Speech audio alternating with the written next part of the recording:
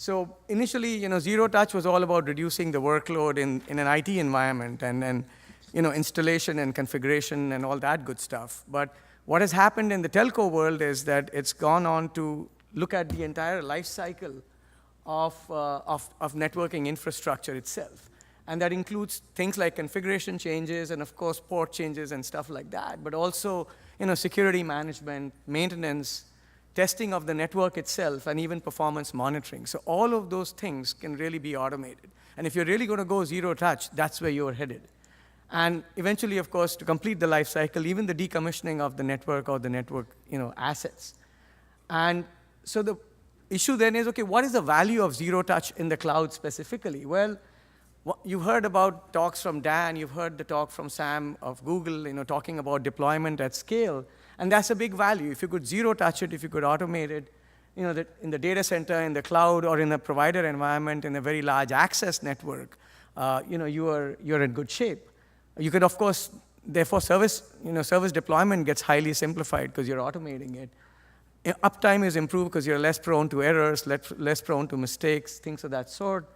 And surprisingly, there's also energy efficiency, because if you're touching every single piece of network equipment trying to configure it, you're communicating with it for a long time, and that's consuming energy. And just to give you some stats, about 70 billion kilowatts of energy was consumed by the data centers in the US about 4 years ago, which is 2% of the national energy consumption and equal to 6.3 million households. So anything you can do to cut that down is going to go a long way in making the operations more cost effective. And obviously, the faster you deploy, the faster you realize revenue, and the better control you have over your OpEx.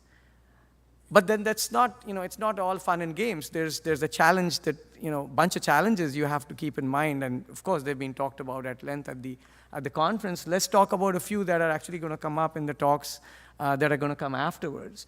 The first is security, right? I mean, Ravi is going to talk about, you must fortify your workflow activation process against breaches.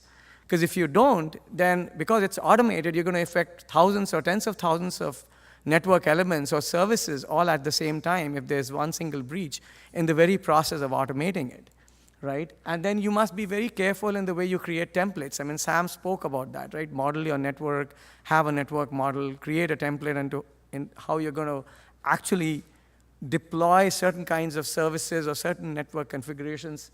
And that requires a lot of thought, but at the same time, the model's got to be adaptable. If tomorrow your network config needs to change, how does your model change to help you do that without going through the whole rigmarole of individual network elements all over again? And then error propagation, like I talked about. A single error can go unchecked to thousands of activations.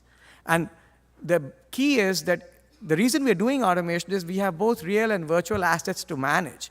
So now not only is your real asset going to be affected, the whole slew of virtual assets that are running on top of a real asset can be affected as well. So you need to really be mindful of that. And then on and on it goes.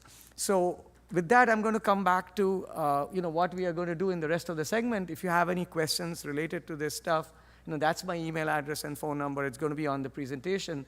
One thing I did want to talk about is this free Carrier Ethernet group that I manage on LinkedIn. It has about 12,000 members from 3,100 companies, and we discuss all manner of packet networking. We have a legacy of Carrier Ethernet, but like the MEF, we've evolved as a group and as a community, and today we discuss basically all aspects of modern packet networking, not just the technology and the bits and bytes, but also sort of the business issues that go around it, because that's also very key to us. All right, so with that, I want to introduce the first speaker for this session.